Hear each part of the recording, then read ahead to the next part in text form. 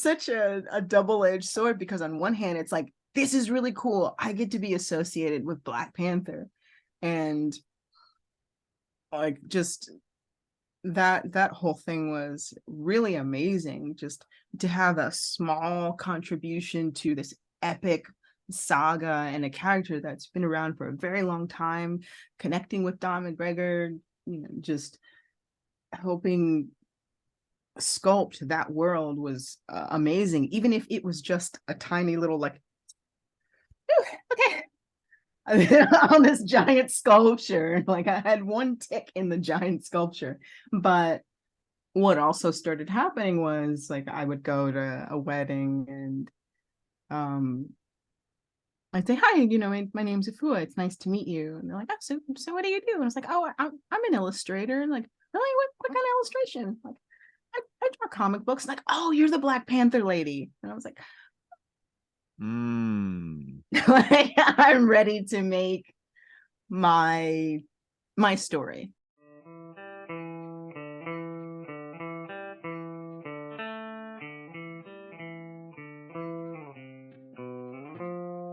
Welcome back, everyone, to the Comics Cube. I am with Afua Richardson. How are you? Good. Thanks for having me. Thank you for coming to the Comics Cube. I have one question that I ask everyone who first comes on the show, Okay. which I think is going to hit a little differently for you, because my question usually is, what is it that you love about comics more than anything else? But I don't think that's true for you, is it?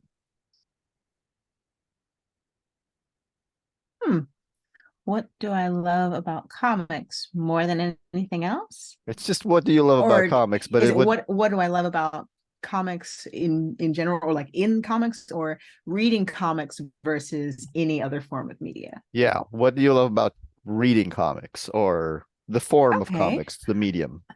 Um, it requires the reader to engage in more than one form of storytelling. Like, you have to really get involved if you're reading comics. Film gives you visuals and sound. Reading, you have to sort of picture these things in your mind. You have to come up with all of these different voices, but comics is sort of the middle ground, and it's a paper film where you have to fill in the blanks in between the panels of motion and storytelling. And there's something about it that is really powerful to me. It's really unique. And I feel like, for me personally, it invokes other kinds of artistry for me. So when I read comics, I'm not just thinking of the voices and the scenery within the story. I'm thinking of the soundtrack. I think about the music that would be playing in the background, or the sounds and things, that the sound design of the comics. It's kind of cheesy, but it really stimulates my senses, and it takes me to a place that I don't think any other kind of media would. Um, I love Specifically my films because like of the everyone absence? else. Specifically because of the absence of sound? Yes, absolutely, Interesting. because it requires you to uh, be a storyteller when reading it. But it gives you enough visual prompts to create the world, not completely from scratch. So, and I love art. I've always loved art. I've been intrigued by it. My dad is a physicist, but he was also an oil painter. And I love graphic design and anime and fashion and all these different aspects of art. And I feel like comics, especially in America, for a long time was sort of relegated to a child's medium, Yeah. when the stories are just so complicated and intricate. And in terms of comic books and comic book characters, the iconography of comic characters, they're like modern day gods. Especially in the DC universe, DC characters are very closely related or relatable to pantheons of gods. You've got Superman, who is 33 years old, powered by the sun. Kal-El loved his only son and sent him as a savior to mankind, to be a savior for mankind. You've got Batman, who's like Hades, the guardian of the underworld. He never leaves Gotham City, even though he's filthy rich, and he guards all of these lost souls in this one particular sloth of a town. You've got Diana, who's the literal goddess of war. You've got the Flash, who's like Mercury, and it's all of these sort of icons sort of repeated, and even just the characters themselves. You feel like you have a mutual friend through a fictional character. Like everyone knows what Wolverine would do in a bar. So I like not only the characters engaging in the medium, but also the fans and how we connect with these characters personally. Long answer, but yeah. Well, do you remember a particular comic that really sparked it for you? Like your love for comics? Um, yeah, I remember when I was really young, I read the Fantastic Four and the Avengers and Swamp Thing. I don't know, I really liked plants. I didn't understand what Alan Moore was saying, but I really dug Swamp Thing, and I started singing to my plant because I was like, my plant has feelings. And then when I got into high school, I picked up Blade of the Immortal by Ah, Hiroki Sumura, and I was like, oh, this is beautiful. This is like paper poetry. This is amazing. This is like all of the um all of the cinema that I would watch on Saturdays after the cartoons had gone off, but on paper and beautiful and eloquent deaths. And so I was like, this is incredible. Like, I love this. I want to make books like this. Um, and I think that's what kind of got me into the idea of making my own stories. yeah. What other books really changed me? Black Sad. Oh, it's a Oh yeah. stunning book, and it's so beautiful. Like a lot of these, I'll read through and then I'll just take a moment to just sit back and just look at the artistry of it. I don't think people really understand how much work goes into making these books. And because they're on just small little panels, you don't get to see just the amount of skill and beauty contained in a tiny little box. It's harder to put it into a small panel, isn't it? It is. It is. But that's sort of how comic panels work. When a panel is smaller, it's less information and it's read a lot more quickly. Whereas something that's an establishment shot or something that's meant to um, leave an impression, like a location or an explosion or something that's major on the page, takes up a lot more room, and therefore a lot more room in the reader's mind when they engage in it. Do you have a particular wait, let me ask another question. Do you have other influences that really made you consider making comics and like that you pull on regarding your art style? Well, um, besides manga and anime and fashion and just different countries' style of comics. The French way of making comics is very different than American, is very different than Japan, is Yeah. different from children's books. I just enjoy the different styles, but also music. Like I grew up as a musician, studying classical music from 9 until um, I went on tour as a musician and a vocalist. And things like Peter and the Wolf, where each character had their own soundtrack, sort of embedded for me that my stories are better with music. Yeah. Y- um Yeah, go ahead. oh no, that's all. You did formally study music, right? So from when you were very Mhm. young, you trained at Juilliard. Uh, Mhm, mhm. so I assume that means that your path to music was clearer than your path to comics?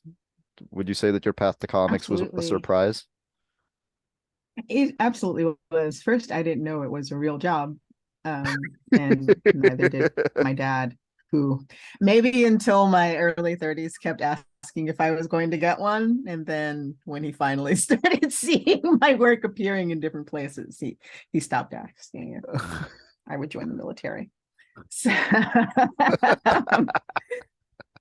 Oh, but music was something that I was trained to do, and it wasn't just the time at Juilliard. It wasn't just, the 20 plus years studying instrumental music, the going on tour, it was performing, it was my job. It was something that I did, but I always needed art, and I loved comics, and I loved telling a story with my music. So then when it came that I was making more art than I was music, I felt strange. I felt like I was walking on my hands instead of my feet. And it was like, I don't know what I'm doing, but I'm still getting hired to do this. So I'm glad they're patient with me. what do you what is the ideal balance for you in terms of doing art and music? Would it be 50-50? Would it be more art, more music? Well, art just requires more time. Oh, okay. There's a lot more preparation into making art than I would say making music. And if you're making music professionally, you've got to spend a lot of time, in a studio or in your home studio, writing, refining, tuning, and there's a lot more technical aspects to refining the music. Um, which you can maybe spend. I guess it's the same amount of time, but for me personally, I think an ideal balance would be making a book and then once a week just taking the time to make music or perform, which is also two different things. um but I guess when I was trying to become a recording artist, it was just a very different time in music. You still had to go through the gatekeepers of record labels. Yeah. And granted, they know how to sell hit records, so who am I to come in and tell them how to make money? But what they wanted me to do was not who I was. And I had made music was too important for me to compromise to fit something else, to just be a temporary artist that they discard when I turn 25 and have to be 25 for 6 years. Like there's this weird thing about an industry age where if you're 18, you're 14. If you're 25, you're 21. Like as long as you could sell that you were younger, for some reason, you told them your industry age. And I was like, I don't want to. That's kind of Yeah. questionable. Um, but also what I wanted to do maybe just didn't really exist at the time, or there weren't that many artists who were doing it. It was kind of a blend between alternative and neo soul, and I just wanted to dump a whole bunch of stuff in there. Like I really admired artists like Bjork, who just kind of made whatever she wanted to and wore a swan dress. There were no limits for her. She just made whatever she wanted. There wasn't a box that she really fit in. It was more like a hexagon with a dodecahedron sitting on top of it. She made whatever she wanted to, but that was her thing. And so when I tried to present my thing, they were just like, we don't know. Or maybe I just wasn't that good. Whatever the case was, I think I just want to make music and have fun and not worry about The marketing. appeasing anyone but myself. Yeah. Yeah. And so Yeah. now with social media, you can just make stuff, put it out there, and not even really have a great video. And so now I have to kind of get over the self correcting perfectionist, which is telling me this isn't good enough to put on the internet. So I'm forcing myself to do so with this next comic project I have. Well, I've heard some of your music, and I gotta say, there's a lot of people online who should be saying things to themselves like this isn't good enough to put on the internet, and you're not one of them. Thank you. So, I always had this fear in the back of my mind that I was just that people were just being very nice to me and saying like, "Oh, you're good." I want to talk about that And though, because every artist who comes on this show says that.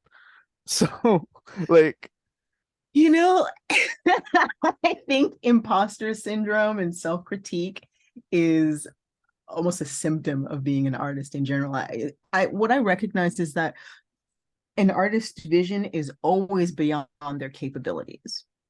Always. It doesn't matter if you're Brian Stelfreeze or you know, rest in peace, Neil Adams. Like what you have in your mind is always beyond what your hands can do, and you're always kind of chasing it. And there's some who are just like, hey, I've got my system down. I'm not worried about it. I've got deadline. This is what I need to do.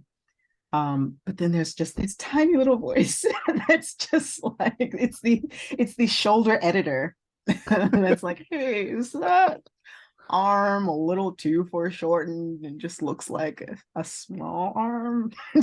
There's always this like self-correction happening. And then unfortunately there are those who don't have that at all, and they don't progress. yeah. Um, So it's kind of you have to have a healthy amount of self-loathing to advance as an artist. I had Bill Sienkiewicz on the show recently, and I asked him like, what keeps you Oh, I going? love his work. I asked him what keeps him going, and he said, I just want to do work that's good enough to keep me getting invited back to the party. I was like, are you kidding? You're Bill Sienkiewicz. Awesome. You know, I mean, it's just his work is so emotive and emotional and just visceral. I love it. And even someone at the pinnacle of the game is still questioning themselves. But that's what makes him who he is. It's I think Neil Gaiman may have said the difference between amateur and professional creatives is that they know when to edit. Mm, that's true. You know when to go back, because when it first plops out of your mouth or or out of your head, it might not be exactly what it needs to be, or maybe it is, and you know when to keep it and when to revise. Those who might not necessarily have that filter or the experience or the vision to be able to know when they need to refine something end up putting out things that don't connect with people the same way because they're too caught up on the details. But some people create a shorthand, they create something that is believable enough that you engage in the medium and you believe it. Like Yeah. you hear a song and you're just like, yep, I believe that they believe what they're saying. I believe that this is, a wiry armed Mr. Fantastic wrapping his arms around an ice cream truck. I believe this because even though it's not a photograph, you believe the shorthand, you believe the symbols to be true, and it registers in your mind like, yeah, I feel something when I look at this. I feel something when I engage in this. And so making something that is emotionally evocative is the challenge.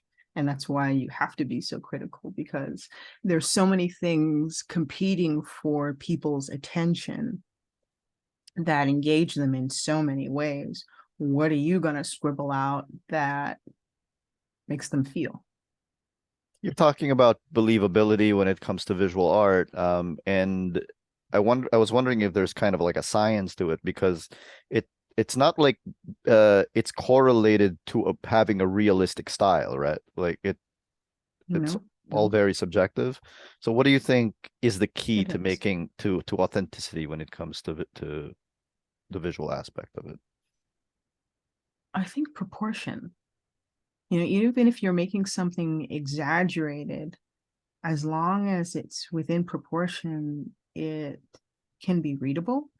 And proportion is really just about relationships. One thing being in relation to the other. And I like comparing art to music because I guess it's just the thing that I am familiar with the most. But when you are learning a song and you're learning all of the notes, that's a really bad time to improvise. Not to say that you can't learn something new and playing around in between the melodies, but if your objective is to improve on the song, you've got to learn it. So once you know how the melody works and when the rises and falls of the music happens, then you can say, oh, you know what? I like that they sang, ooh, but I'm gonna, ooh, like I'm gonna make it different because that's what fits me. And so I think it's sort of the same thing with art, studying what is, so you know how to break the rules in a way that's fun, in a way that fits you, and in a way that you want to repeat. Do you have any particular artists that you think are really good at breaking the rules?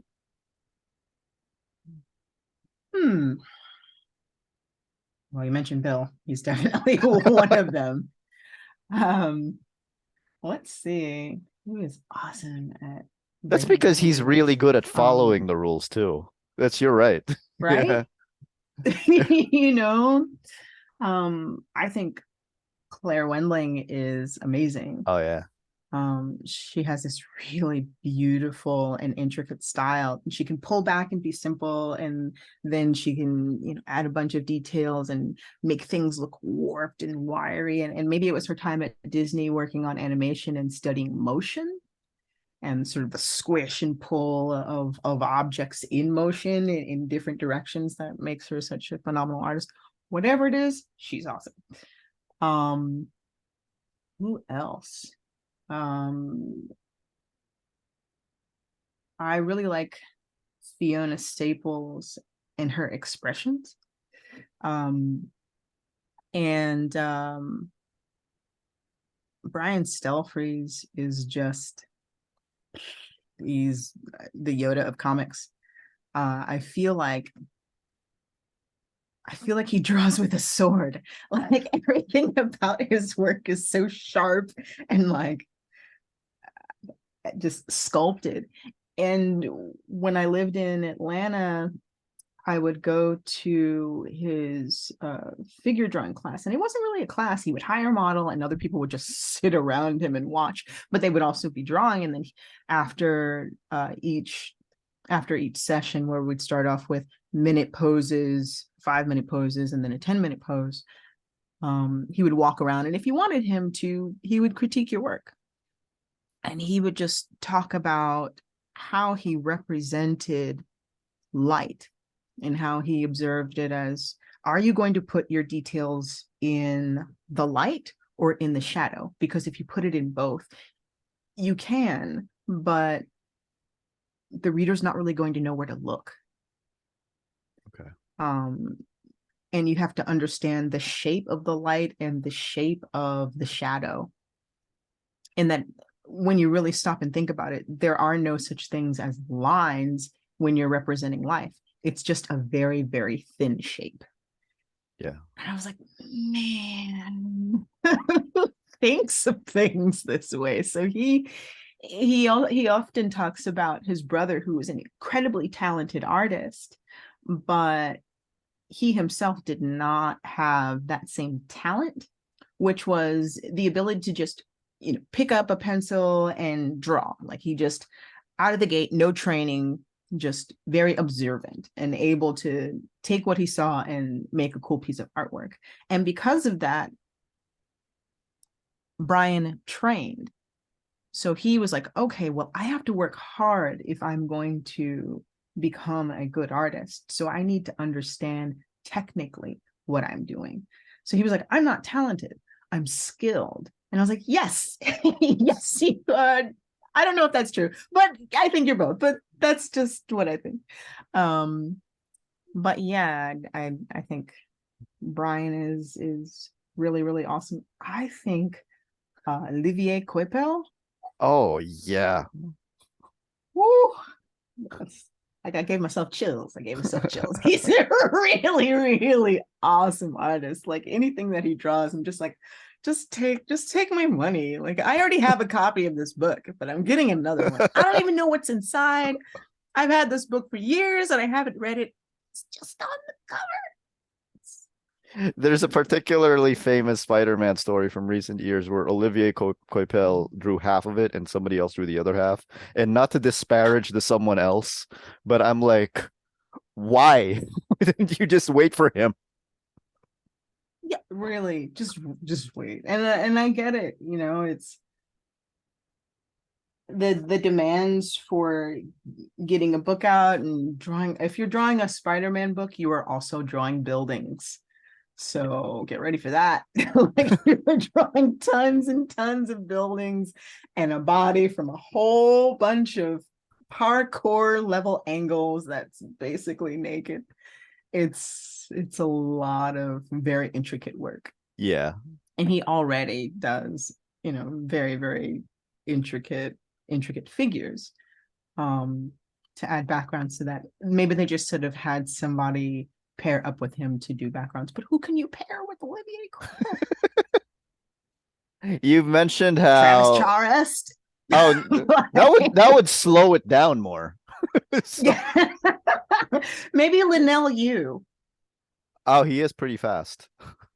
So Linnell is pretty fast, so maybe. Yes. But Maybe. yeah, he's from here, so local. Okay. Uh Right.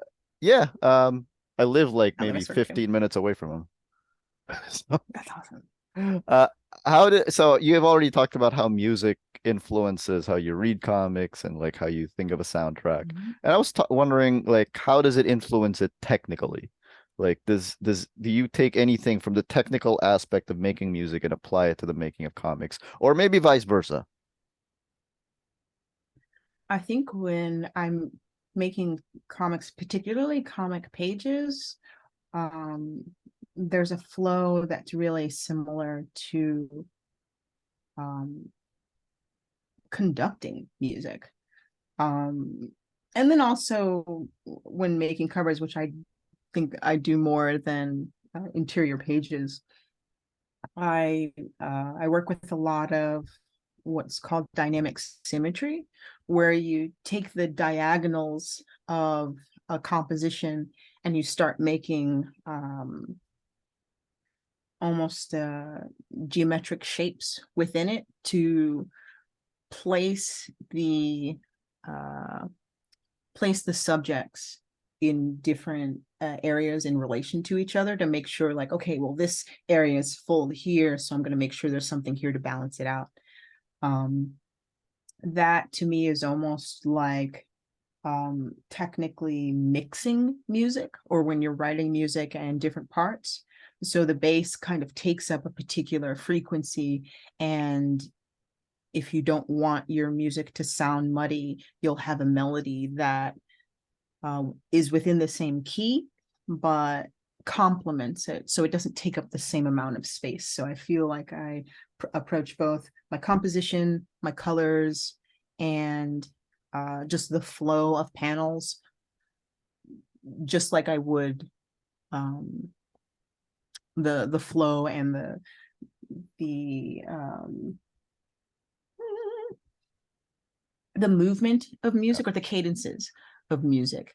When you're creating a comic panel, you want to, whomever is speaking first, of course, is on, well, depending on the orientation of your pages, the first thing that you encounter, whether it's the narrator or a character, you engage with them first, and that's sort of your intro. That's the first rhythm that you hear, that's the first frequency you hear, that's the first sound that you hear, and then everything that's on the page, everything within the panel leads you to the other side and then back again. So it's a lot like an intro, verse, and then chorus that leads you back to that verse.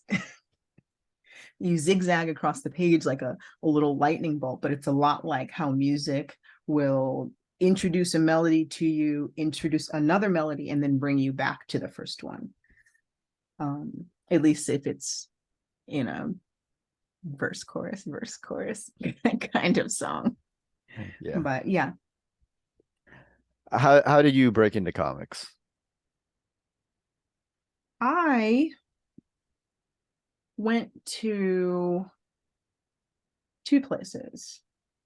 First, New York Comic Con, and I just kind of walked around with my sketchbook and just started talking to artists. You remember the year? I thought, ooh, let's see. I think 2004 was my first New York Comic Con. I think I have a picture. I think I met Gail Simone.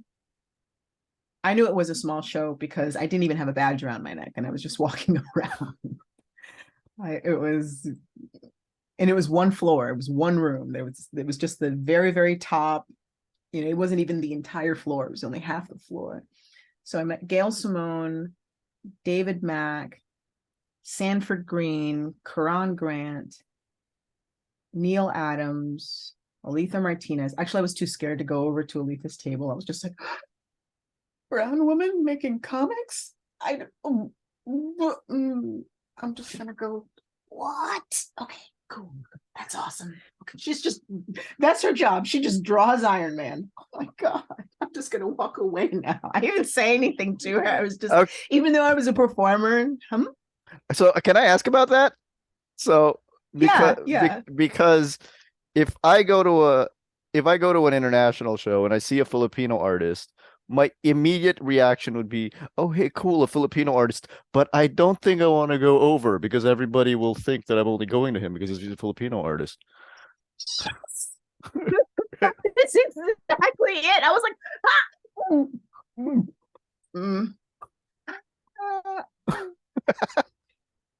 just gonna go now. I was like, I'm just gonna high five you from afar. That's so cool. But I don't want to be like, hey, you're from the same place. I know you're not. You're from Honduras.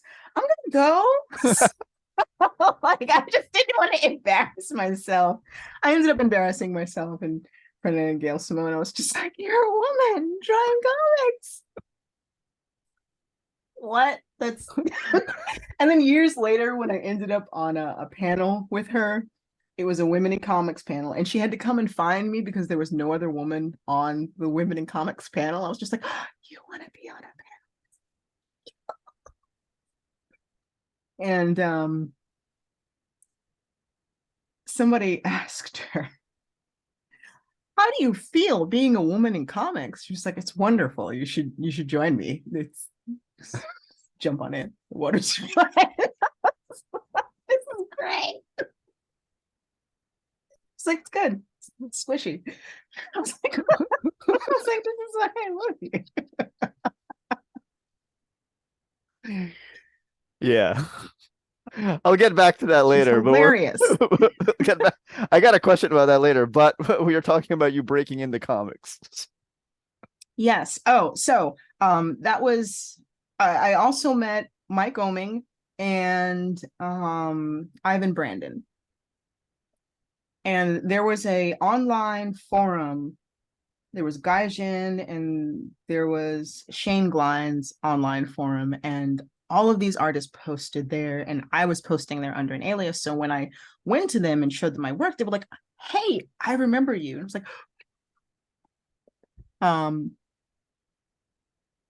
and they gave me some of my first work. Also, Brandon Graham, who was my roommate for a short time. He's an indie artist. I think he's in Canada right now. But he walked me into NBM Publishing, which did erotica. And so I did that under an alias because I wasn't going to have my dad reach through space-time and choke the hell out of me for working on naughty comics. but I did this quarterly comic for NBM Publishing. He walked me into NBM's studio, and he didn't tell me what we were doing there. And he introduced me to the CEO, and he said, "Hey, Terry, this is one of the best female artists I know." And I was like, well, you don't know how many people there. And I got a job doing just, it was only maybe 10 pages a year for this annual comic that, or anthology that went out. I was like, okay, I can do 10 pages in a year. I can do 10 pages in a month. I can do 10 pages in 2 weeks. But I was also writing and lettering, and so it was a sort of a crash course in doing comics. And I kept going to shows, and I just kept talking to them and buying their stuff and asking them what they thought of my work, not to take up all of their time, but just to say, hey, what do you think of this? It's like, oh, this is really good, but you need to work on your perspective. You need to work on your anatomy. Try some figure drawing. I did everything that they mentioned, and someone said, hey, this is really cool. Try this, see if it works out for you. Go on the subway and draw as many faces as you see. You're here in the city, draw these buildings. Like, just sit down and don't move your head, and keep your paper in a position where you can see what's in front of you and your paper, and just move your eyes, because if you change your head, you're changing your camera perspective. So just draw, thumbnail what's in front of you. You don't have to do everything with full detail. Just get the general gist of what's right in front of you before it moves, before you move. And so it was learning how to create a shorthand. And then in some instances, I ended up taking too much advice, because some people were very much into the well, this is the only way you can do comics, you have to do this, no one does comics in watercolor. And I was just, what about Alex Ross, David Mack? It's like, well, you're not them. And I'm like, I know.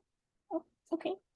And so I started changing things about my work, taking on too much critique, because I thought this is the only way to do comics. So my work took on a whole bunch of different styles, because I was trying to be all of these things at once, and learned a bunch of techniques. And then finally, I want to say in 2006, I went to San Diego Comic-Con, because I was working at a Jingle House in Soho as a secretary, and also doing like voiceovers on commercials. Mhm. I was selling like Tylenol and Aleve. It wasn't that glamorous. It was like pocket, Polly Pocket and stuff like that. It wasn't like the voice of an awesome cartoon. It was like car insurance. Is it less But it work was, than an awesome cartoon? odd. No. No. No, you're competing against thousands of people trying to get this spot, because it pays so well, but it's very fickle. And so you're going up against thousands that get narrowed down to hundreds, that get narrowed down to like 10, and then the same 12 people always get the job. So even if you wanted to do voice acting, you are better off working with a cartoonist or a writer that writes a character specifically for your voice type. Mm-hmm. And I was like, well, okay, well, this is a lot.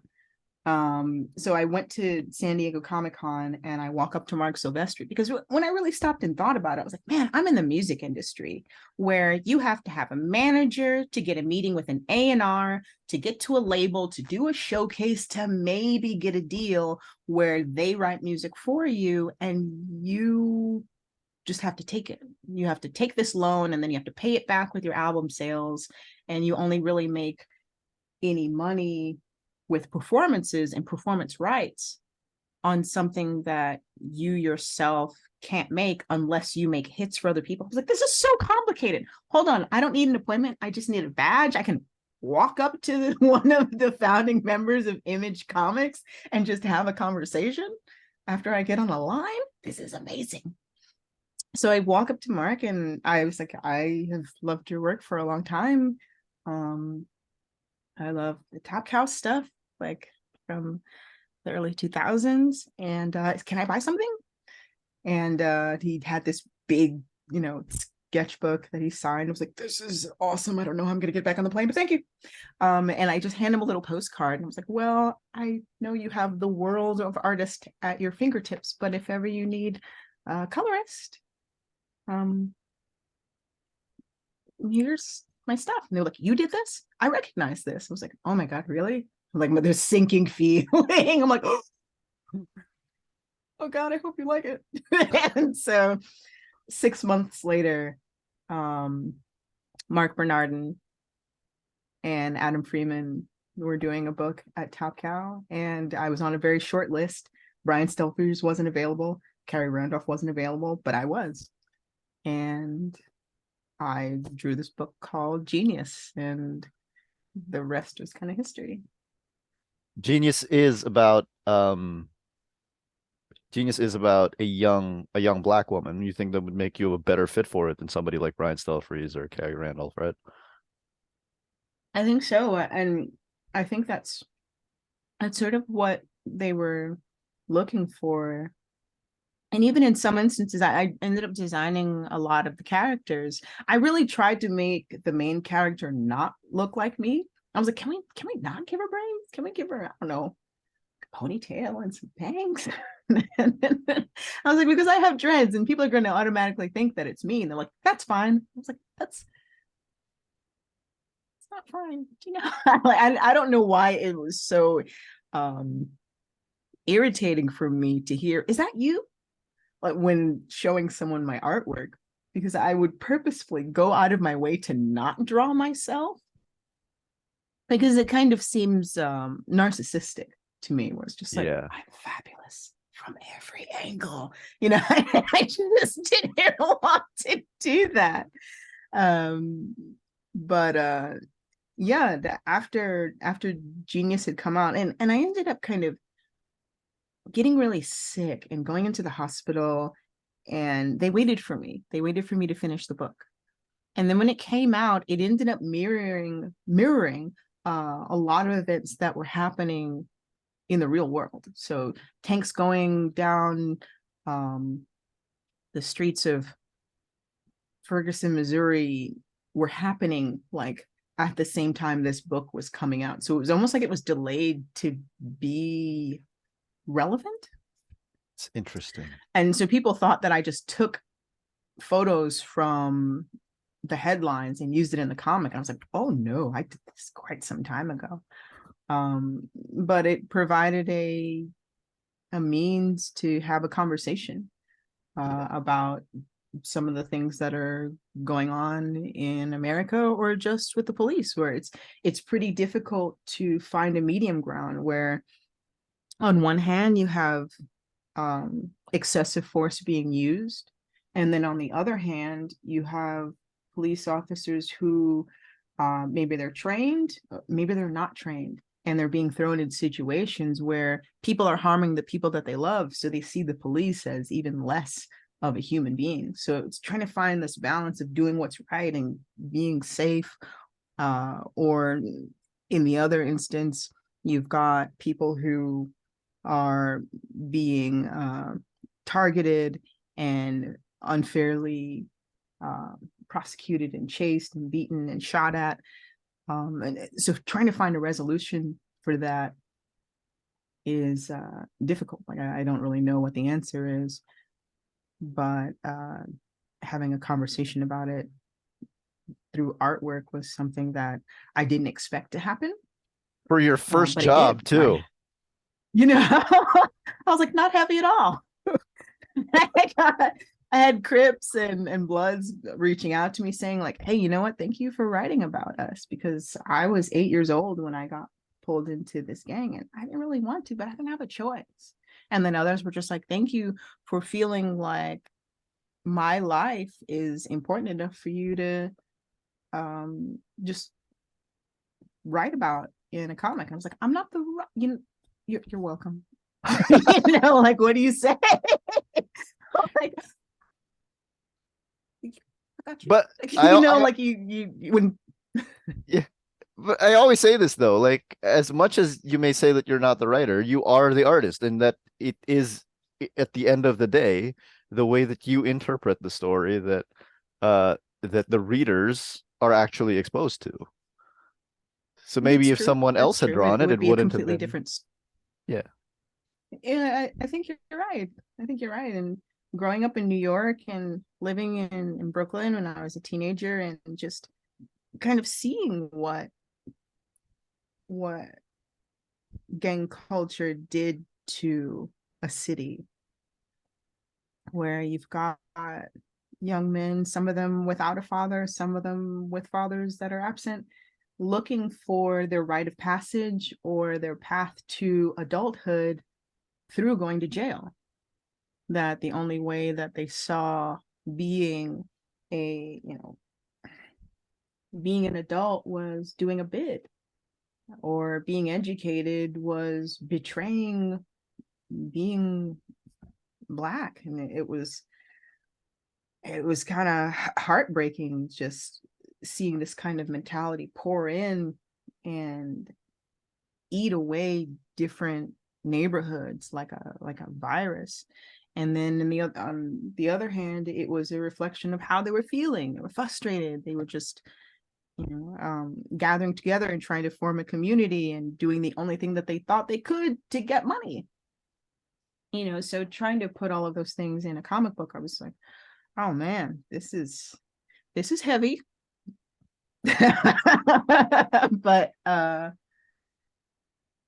it also let me know that comics are flexible, and that they, Yeah. just like any other form of media, we can talk about a lot of different things. Sometimes I just want to draw people in space fighting dragons, and other times we can, just take you to another world, or sometimes it can be a slice of life thing where it's just like, hey, went to work, fell into a hole, ended up in another galaxy. Now I'm king of the ants. Like that's really what's great about storytelling. It can just kind of take you outside of your world for a moment and make you have another perspective without having gone anywhere. How important is it for you, like given the choice right now, for example, because I know you're on Aquarius, the Book of Mer, and Mhm. given the choice right now, if let's say Marvel or DC were to approach you and to ask you to do a book, and one of them, um is about a black woman, and the other one is about, like, Mhm. I don't know, Captain Marvel fighting space dragons, like, Mhm. which one do you think you'd Which be one more would I likely to choose? take?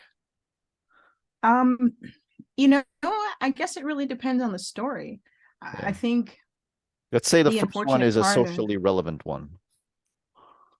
um, I might actually take the Captain Marvel and Space Dragons, because I think sometimes, just like we were talking about earlier, like we don't want to just walk up to the artist and be like, "Hey,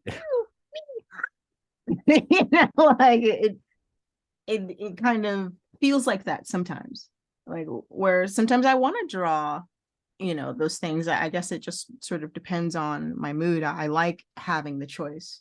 I like being able to say, yeah, you know what, I just want to make a superhero story that everybody's blue. That's actually one of my dream stories. I want to make a Marvel book where all of their blue characters are included.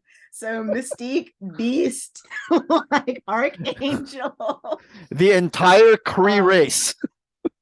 Yes, I want everybody blue. We'll even throw a Vision in there because he's fuchsia. I just want blue people. That's what I want. That's what I want. Like that's secret joy, my secret covetous like project. I don't know what it would be about. Maybe it would be like a crime noir where we go in like That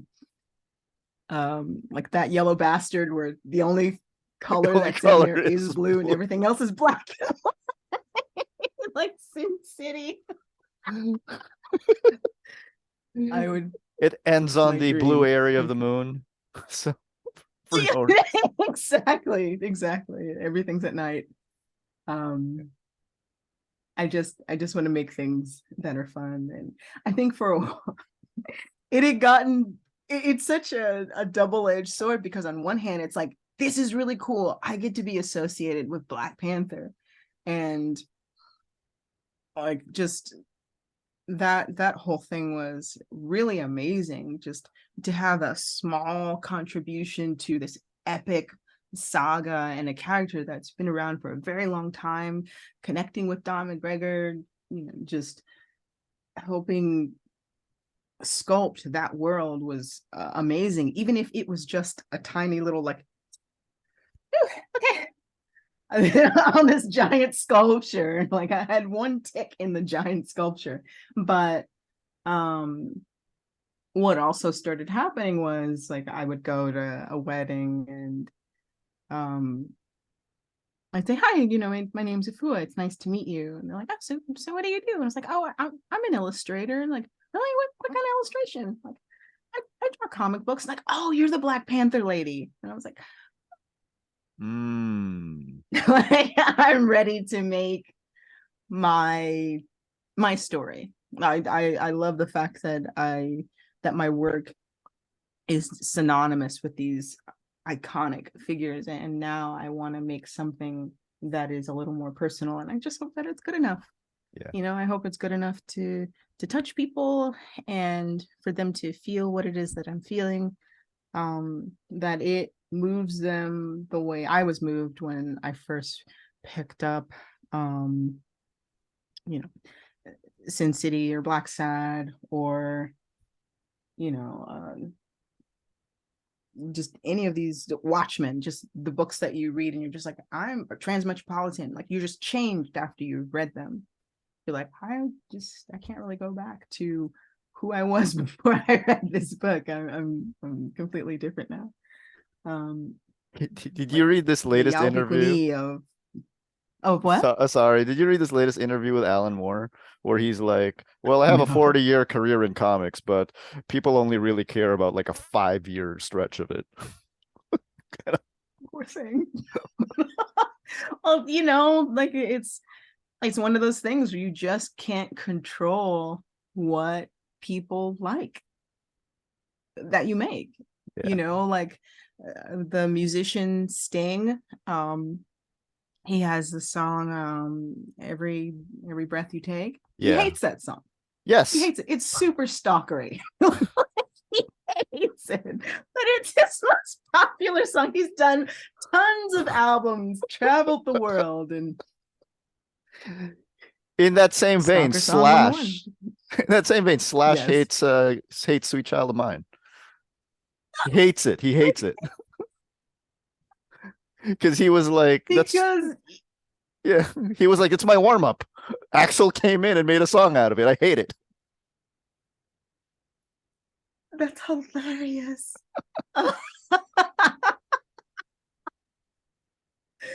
And that's what I mean. You never know what's going to stick with people, and you just have to kind of make the best thing that you can, because like the internet, it's forever until it isn't. Yeah. These things are going to outlive us. They're going to outlast us. And will it stick around as long as, Mozart or Tchaikovsky? Maybe. Let's hope the asteroid doesn't come. But no one's going to know, that you don't like it. It's going to be anchored to a memory for them, and then that's it. That's it. So, I hope I can not only be associated with Marvel and DC properties, but make something that is just as impactful. But it's difficult because you're dealing with legacy. Yeah. These are characters that are older than me. These are characters that are recognizable and that have a huge machine behind them that can push it to every corner of the world that I can't. But I'm always drawing the comparison between giant companies and boats.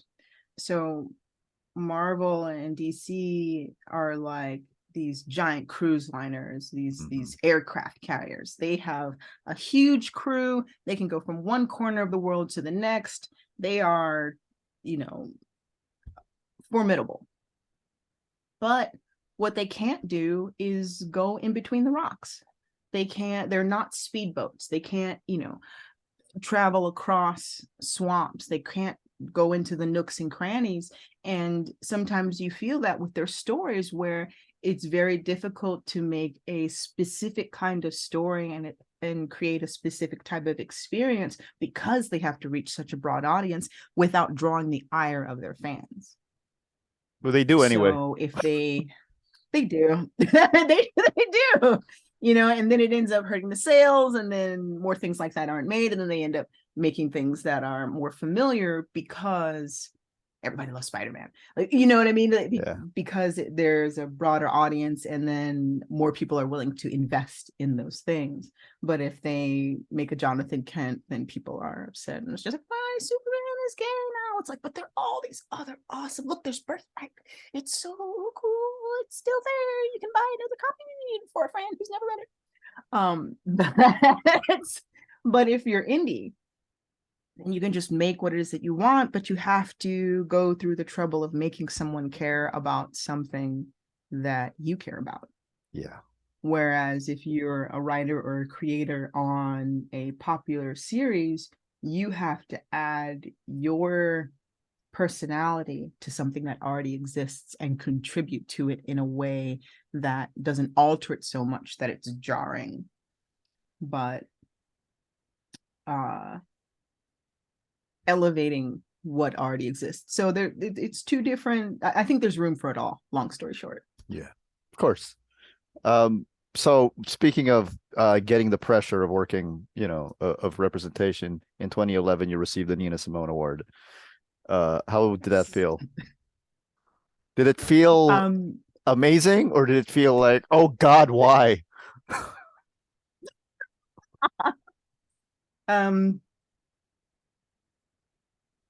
It actually felt really validating. Yeah. Because I'd been in comics for a while, but I wasn't very big yet. And I felt like, I don't know, I felt like I hadn't really made a big mark yet. And when I had spoken to the coordinator of the Nina Simone Award, like, I didn't know that's what he did. He was actually one of my old customers. When I was off tour as a background singer, I was a bartender at a couple of different restaurants that I go and perform, and then I come back, and I had regulars. So I bartended at this West Indian restaurant in Queens called Tracks, and there were all these different places around New York City that I would bartend. And you're almost like a psychologist. You talk to them, you hear their stories, you make their drinks, you give them water when they've had too much, and you get to know a little bit about their lives. And a lot of them I became friends with. And so when I left New York, it was the first time I lived outside of New York, and I moved to Georgia. I started calling up some of my old friends, and they were just like, hey, so what have you been doing? I was like, well, I'm working on this book. I was working on Genius at the time. And I was like, I've been going to a lot more conventions now, and I've been going as an artist. And somebody pointed out that I am the only Black and Indigenous female artist who's worked for Marvel, DC, and Image as a penciler, inker, and colorist. Those jobs are usually separate. And they were like, really? I was like, yeah. Like, I didn't know. It hadn't really occurred to me until someone pointed it out at like San Diego Comic-Con. And it was just really cool to hear that, because here I am, I'm sitting next to, Stan Lee on one side, and oh my goodness, I'm drawing a blank. Who wrote Wanted? Mark He Miller. writes so many things. Mark Miller. So I'm here's Mark Miller, and here's Stan Lee, and I'm just kind of squished in between them, and people are trying to like bite off each other's arms to get to them, and I'm just sitting at the table like, hi guys. Like, Is they're that a asking me good for a spot to be Sharpie. in? Is that a good spot to be in, or is it a bad spot to be in? No, it's a terrible spot to be in. No one is coming to see you. It's like no one is coming. It's like You're if not you're a getting baker. some drive-by traffic right there, no? I mean, people are looking down to see who I am, but I didn't have a banner behind me. I'm just at the Top Cow table, and then Stanley's booth is right here. So it's like, I think they thought I was just there to collect some money for. It's unfair. I was a non-fancy booth babe, and oh man, I just and it was kind of cool at the same time because I also thought, you know what? It's okay. It's okay if nobody knows who I am. If I were sitting here and it were, you know, Stevie Wonder and Stevie Nicks, I don't know. I'm just sitting in between like Tom York and gosh, Keith Urban. I don't know anybody like Beyonce and Jay-Z, and I'm in the middle. That's okay if no one knows who I am. You know why? Because I'm still sitting at the table and I'm not just like whomever was back there thought that I should be sitting here. So you know what? Until I make something that's worthwhile for people to know who I am, it's okay. Like that just means I have some work to do. So, but it was really hard trying to get to the bathroom. I was like, can I get by you? No. And I was like, what? I just need to like in between you. Like they were not moving. Oh They're like, I'm not God. getting off this line. I was just like, oh, so I had to like just climb, just like squish in between non-bathing, non-deodorant using Oh people. God. I can imagine. It was back in the day when like AC wasn't always a thing at shows. Yeah. Um I but mean, yeah. I can imagine though. I was in line to get George Paris to sign one of my books once, and then there was an end of the line, and Oh yeah. there was a dude at the very end of the line, and then a kid shows up, like a kid, like maybe an 8-year-old kid shows up with books for George Paris to sign, and then it's like, is this the line? And then the guy at the end of the line goes like, yeah, but the line is over, and that's it. I'm like, are you kidding me? Why do we have no manners? And it's like maybe stomp on his dreams, just with a soft shoe, not your combat boots. It's so mean. You mentioned It earlier, is. how Gail Simone once had to drag you to a women in comics panel because there were no other women in comics. That was almost 20 years ago, 15 years ago or Oh my something. God. And I feel like I know the answer to this, but what has changed since then? Oh my gosh. Every other artist is a woman. It's like it's gone from, where are you? Where are you, Pigeon? Like, where? I was like, there's nope, she's staff. And like to, you can trip and fall into someone's table. I think the psychological permission has just been granted. That's all. And with media changing and web comics and people actually buying what it is that they say that they want, because people say they want diversity, they say they want, all these different things, but then they buy the same old things. And I get it, the quality is good, and maybe the newer stuff still needs some work. There had to be a lot of growing pains, but I feel like now different kinds of styles are being welcomed in comics also, where if you're a diehard fan and you like a classic style, that's available to you. But then also with the internet and things like webtoons or being able to self-publish and things being a lot more affordable and accessible to independent artists, they can make something comparable that is really good quality. Yeah. Where I think that might have been really difficult to do before.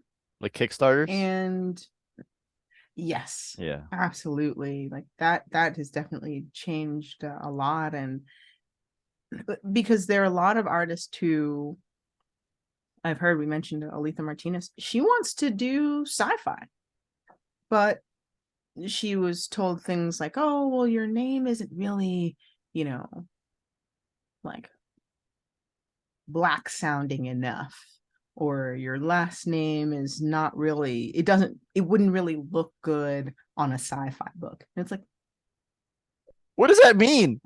Like, I don't know. Like, my brain hurts trying to wrap around what that could possibly mean. I'm But so all these, offended. like, you know, where it's like, what? Okay. But, you know, just all of these limitations where it was like, oh, hey, well, if you want to draw this kind of comic, you have to go through this publisher and do this. And they only have a budget for this. All of that's kind of broken now. It's like, if you can make a book, there's so many different ways that you could put it out there. And with so many more people buying different kinds of stories and there being room for like I said, more styles, I think we're starting to see the artist reflect the true diversity. Like we talk about diversity, and it's just like, I'm just going to drop a brown person in there and I'm so diverse. Instead of like actually having just something completely different than what it is that you may be used to. Yeah.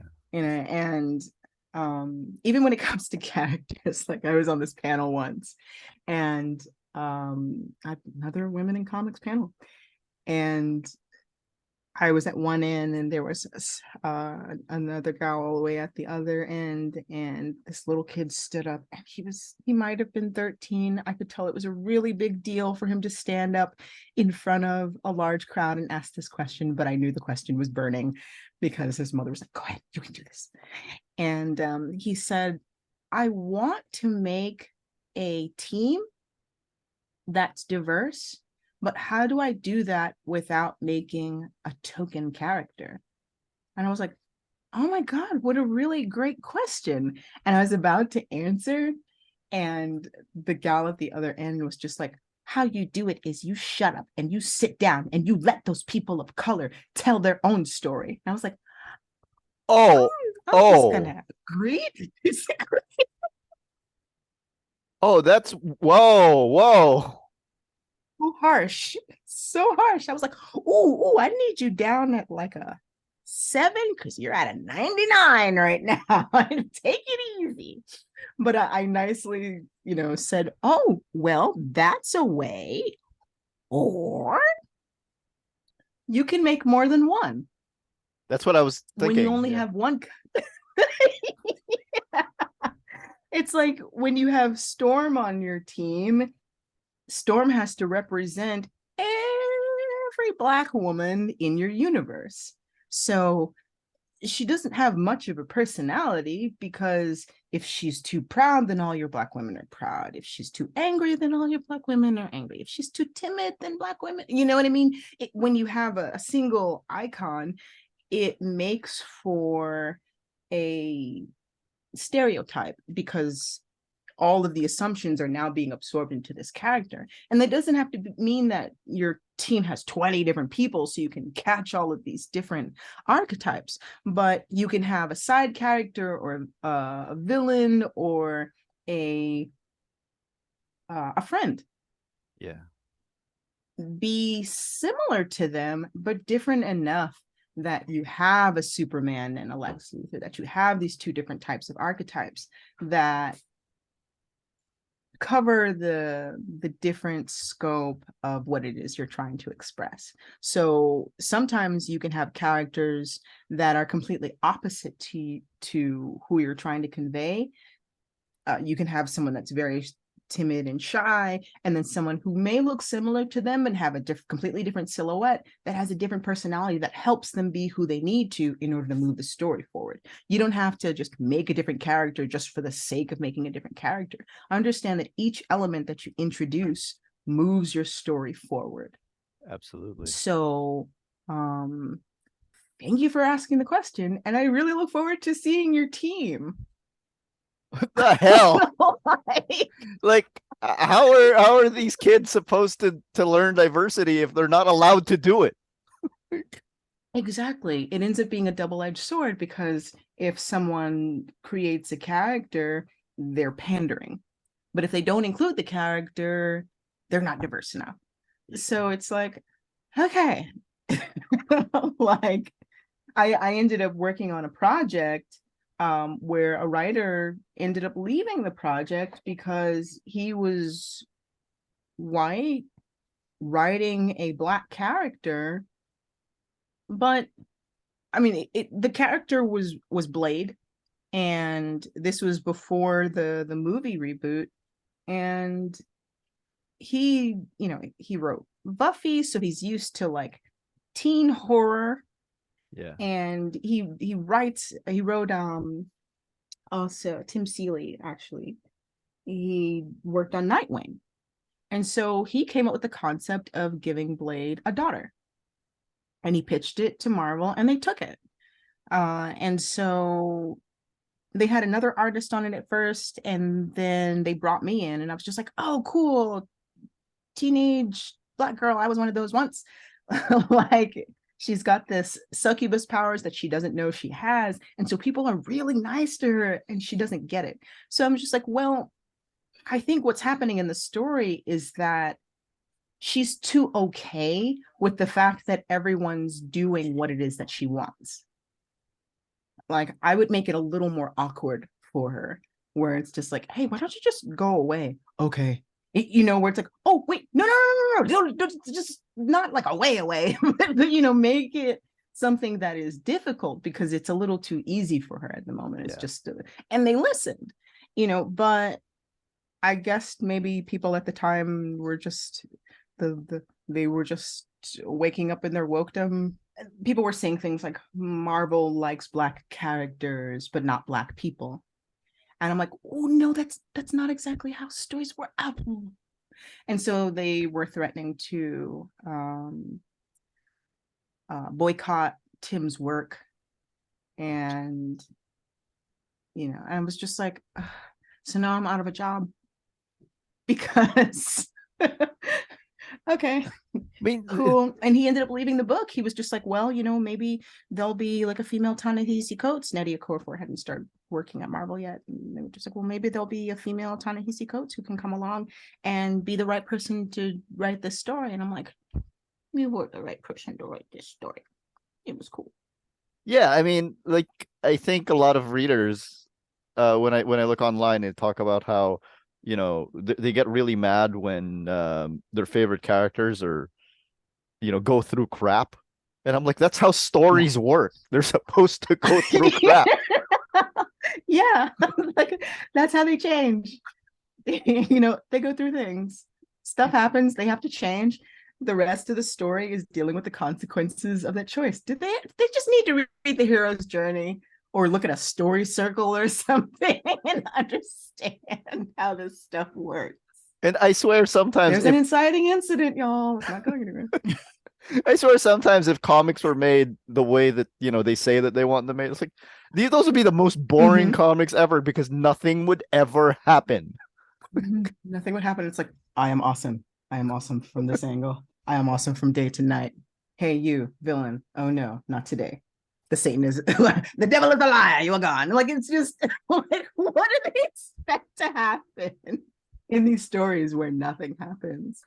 It's like a few years ago when they had Dr. Octopus take over Spider-Man's body, and then people are like, how dare you kill Peter Parker? I was like, are you kidding me? Like, Like the fact that he hasn't fallen from a building yet is miraculous. Like, How do you not it's know like he's coming back? Like how? you, you know, like it's happened all these other times. You It's people like, are hey, 40 years old. comic fans are sensitive. It's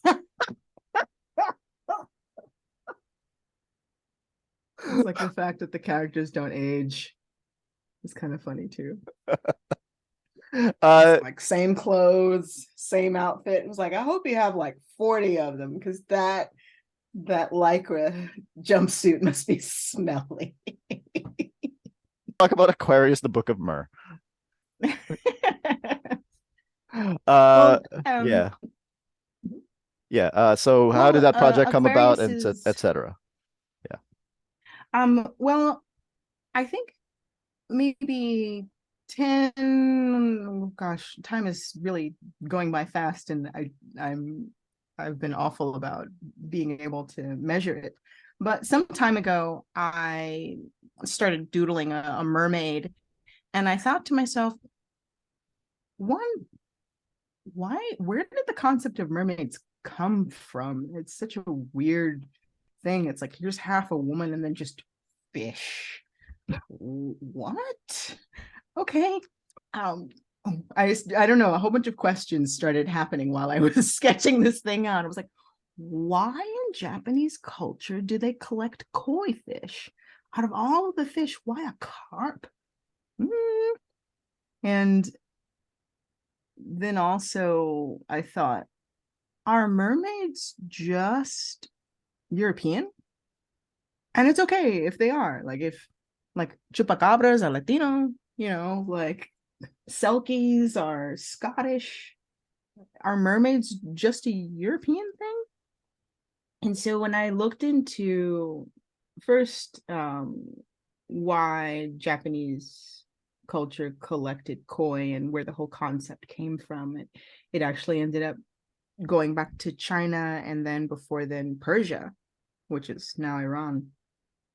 And there was the story about the koi and the Golden Gate and endurance and um, a koi transforming into a dragon by trying to hop this pagoda, and it took him about 100 years in order to do so. And I was just like, oh, that's intense. I had no idea. That's what else is there? And I just started looking at, I was like, are there any in Native American mermaids? And then I learned about Mamiwata, the Sabawe Ilnu of the Micmac. Um, there are the Naga. There are just so many different water creatures. And I'm just like, what is this? Like, what is going on? But every culture had one.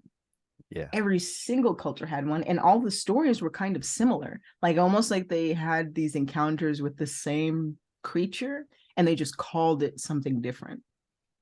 And so I was like, why have I never heard about this? Why have I never heard about, the Native American story where the two sisters go swimming and they weren't supposed to. And when their parents call them back, their legs become heavy and they can't get out of the water. And they realize that each of their legs have been turned into a serpent from the waist down.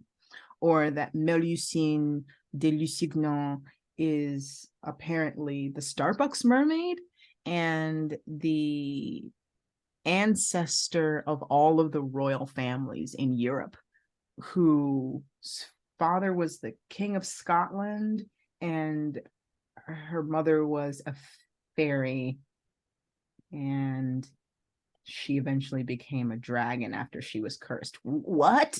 Like, why have I never heard of these stories?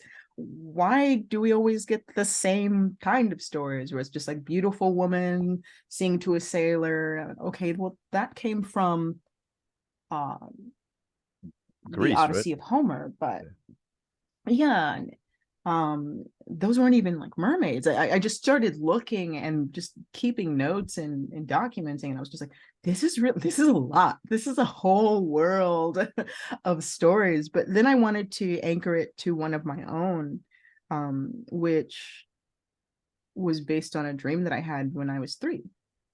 Oh wow. My great grandfather is Native American, but in the South, it wasn't really a good idea to talk about where you were from, especially if you were indigenous, because you were entitled to benefits and land from the government, and those people were being relocated, forced to be relocated to a reservation so they could never claim it. And so it was a lot easier and safer to just say, we're just black. We're just light skinned black. That's it. You know, we're mixed. And there was never any conversation about their nation or their traditions, and they stopped practicing. And many schools were Reformation schools that cut their hair and wouldn't allow them to speak their native languages anymore. So those things were kind of bred out in hopes of civilizing um, indigenous cultures, and just a different form of eradicating a culture. And so I didn't really get to learn very much about who he was or what was important to him. All I knew was that his name was Boos. And I saw him when I was 1 year old, but for some reason I remembered him. And in the dream, it's a very traumatic dream. Like, I see him and I'm like, Grandpa. I didn't know what a great grandpa was. I thought it was just like, you're great, Grandpa. Like a title, like you're awesome. Mom, not so much. Granddad, you're a great granddad. Like my dad was a lieutenant commander. My grandpa was a great grandpa. And I see him in the dream and I'm just like, Grandpa. And I start running towards him, and he's got glasses and overalls and kind of a beaky nose, but he has no nose and he has no jaw. And he's got no eyes behind his glasses, and he's trying to talk to me, but he's very clearly dead. And I'm like, oh my God, who did this to you? What happened to you? And I start walking backwards, and we fall through the floor. And the room that we were in, every wall was a window, and we were in a skyscraper. I'm seeing the tops of all of these buildings in New York City, but I don't even know if I've ever been in a skyscraper. I'm 3. I don't even know if I can pronounce skyscraper at that point. We fall through the floor, and he's falling apart. And I look down below, and floor after floor after floor, there's like beams and glass, and we're gonna die. And I'm crying, and my tears are falling up, and I'm trying to talk to him, and he's falling apart. And it's the most terrifying dream I ever had. And I wake up, and I fall out of bed, and I land on a pencil, and I'm stabbing the pencil through my hand. And so I run to my mom. I'm trying to explain the dream. And she's just like, well, if you had a dream about your great grandfather, he's evil, and so are you. What the hell? Shut up and go to bed. She had a very serious mental, undiagnosed mental disorder that I had to deal with. And she was very violent and unreasonable and vitriolic, and it made it very difficult to find any peace. So music and art was a place that I could just sort of create peace in the midst of her chaos. But I'm so sorry to hear that. And I think a lot of people have to deal with it. And in the Black community, I don't think mental health is something that was addressed very early on. A therapist was just something you didn't need. And if you had a kind of mental disorder, you just prayed it away. That's what you were supposed to do. It was just like, you're just ungrateful. You're not depressed. You're just not seeing the bigger picture. It's like, oh yeah. But so I never really got any answers about my great grandfather and why I had this dream, and I ended up having it for 10 years. Fast forward to 2001, I'm living in New York City, and I get a job at Windows on the World, which is at the top of the World Trade Center.